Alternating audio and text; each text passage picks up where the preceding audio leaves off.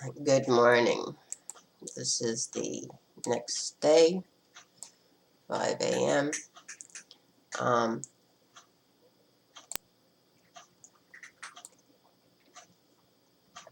I'm moving very slow.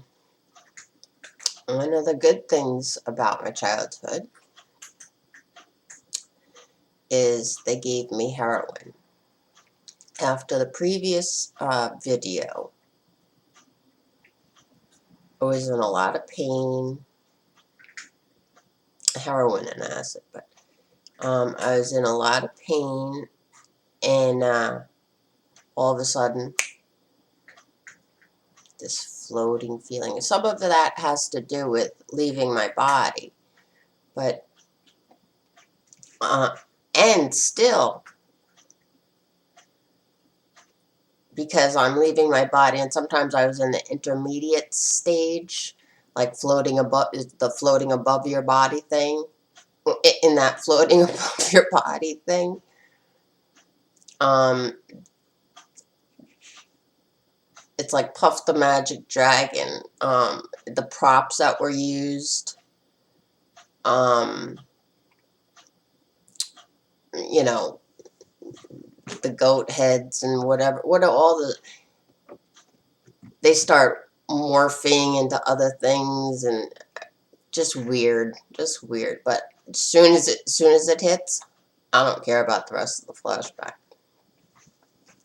It's just like la di da, floating. So anyway, I got through that. Tubes were down my throat too. That's why it was hard to whatever. Gun barrels, and so now my throat doesn't hurt so much.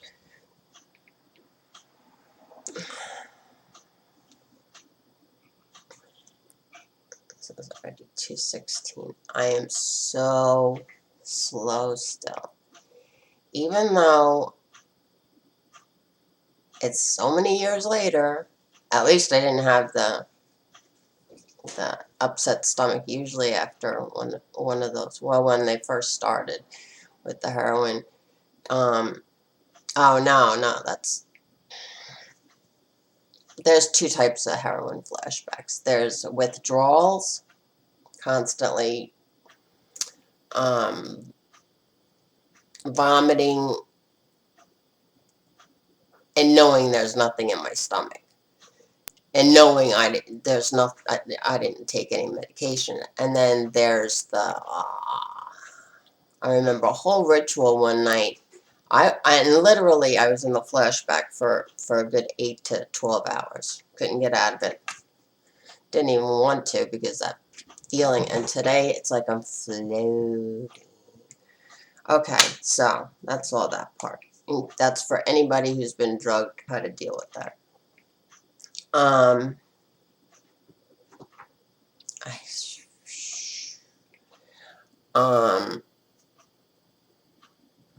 I don't think I can even go on. All the pain in my body kind of is like just floating. Everything's floating for me right now.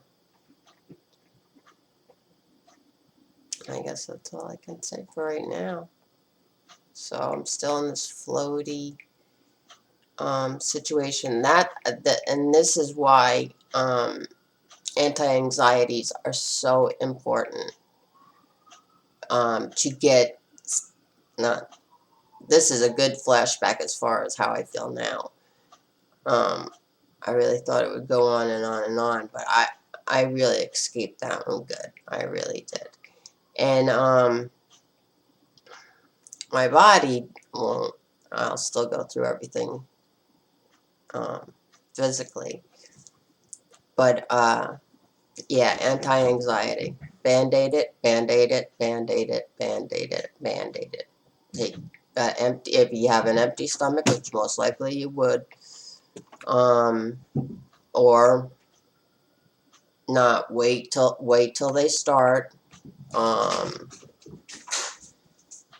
I would suggest, I'm not a doctor, so don't listen to my suggestion. If it's really powerful, double the dose the first time.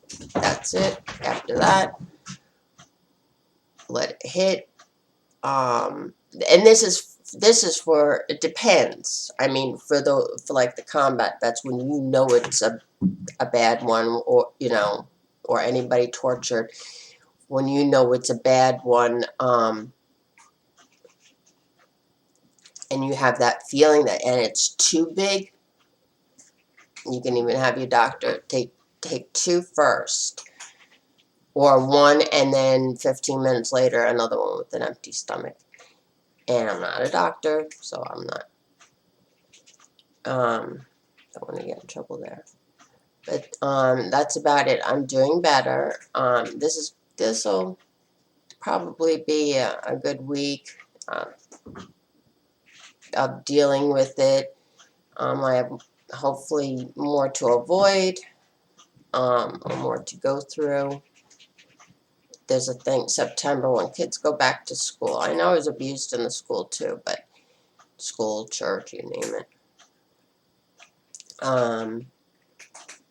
I've been solving a lot of cold cases on Long Island, but Nassau County cops were in on it too. They were the protection. One died with my teeth burrowed into his cap. The scars were there.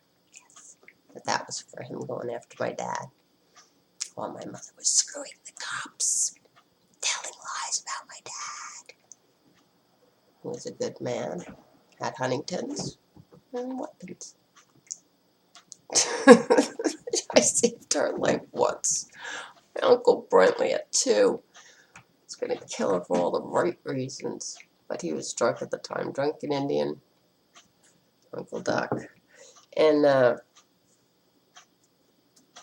I regret it all the time. Like, I was pointed at her head, but I told him, Uncle Reb, the cops are gonna come. Don't go to the cops. Don't go to the cops. You won't come out. You won't come out, Uncle Reb.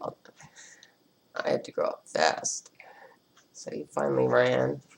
Ugh, I regret that decision so much. It's a couple I regret. She was in it. Anyway, that's that. Just aftermath. Ciao.